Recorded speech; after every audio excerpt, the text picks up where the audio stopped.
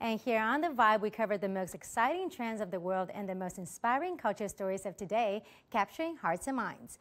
Let's begin today's program with our series, Inheritors of Intangible Cultural Heritage, with back-to-back episodes that highlight the treasures of ancient China. Jing embroidery, Jing Shou in Chinese, was inspired by the exquisite clothing of the imperial families, with the craft dating back to the Tang Dynasty over 1,000 years ago. The Vice Qijian meets with a new generation of inheritors who are reviving and preserving this stitch-by-stitch artistry with a modern vision.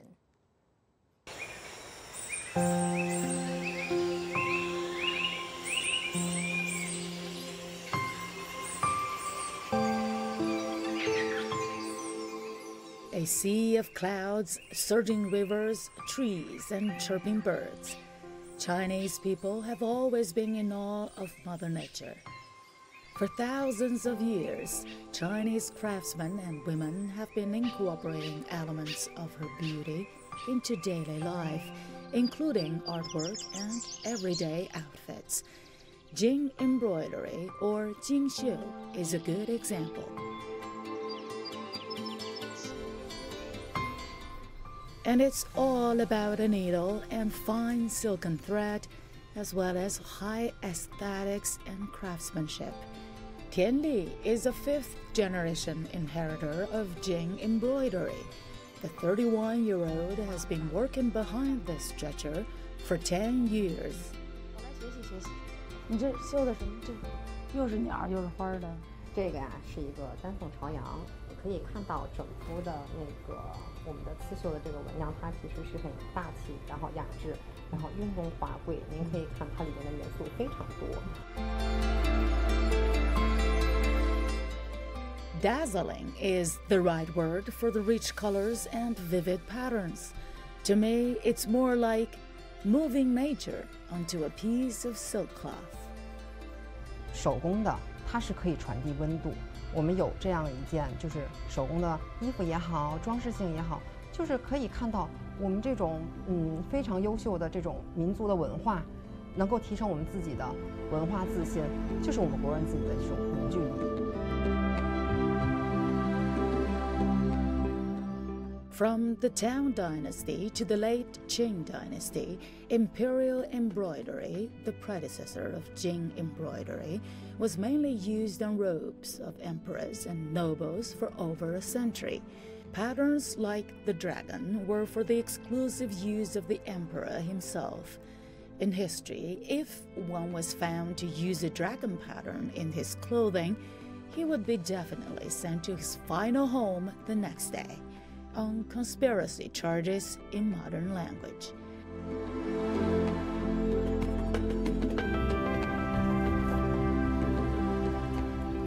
The turn of the times at the end of the 19th century saw many embroidery workshops spring up in Beijing. Embroiderers inherited some needling methods of imperial styles, making patterns, forms, and lines more folkloric and down-to-earth. That was when Jing embroidery came into being. Jing referring to Beijing. 中国人就讲究这些图币有意，文币吉祥，就是这种一个小小的物件，可能会让大家觉得它寄托了太多的这种美好的寓意，所以大家更愿意去把它送给我们的亲朋好友，就是一些美好的祝愿。那接下来我更愿意去做这种特别好玩的，然后就是有意思的，让大家会觉得能够走进我们的生活场景当中的这些精绣的物件。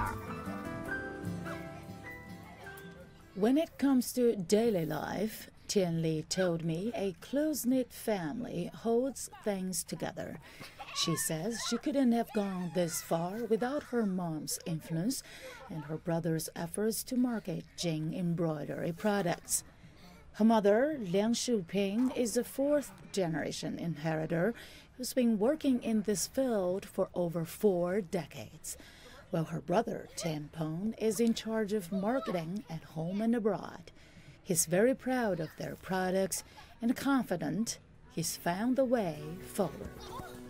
在开拓市场，在了解客户的需求的时候，发现就是我们这种传统的手工艺，他们就是对于这种图案啊、纹样啊，他们还是接受的，只不过是日常的生活怎么去结合，这个是他们特别看重的。我们还需要在不断的去开拓市场，跟市场去对接，一定是有这样的一些人群是喜欢它，并且去愿意去购买它、使用它。What a brother and sister team! Living proof of the power of genes and family influence. I couldn't help but wonder whether Tianli's son will take up this embroidered baton when he grows up. 其实我在想过这个问题，男孩子他会喜欢这个吗？但是我就没有想到啊，就是当他第一次跟我说他想来绣的时候，我觉得，可以，你可以试一下。然后他就会让我帮他穿针引线，然后过来就跟我很认真的跟我说，妈妈，你要教我扎在哪里，然后怎么做，就是我要告诉他之后，他很耐心的去做。这种家族的这种脉络，有种血液里，其实就是精绣已经融入到我们的血液当中了。它不再是单单的是我们把它看成一个工作也好，其他的爱好也好，它不是，它就是深深的刻在我们的血液里的一个事情。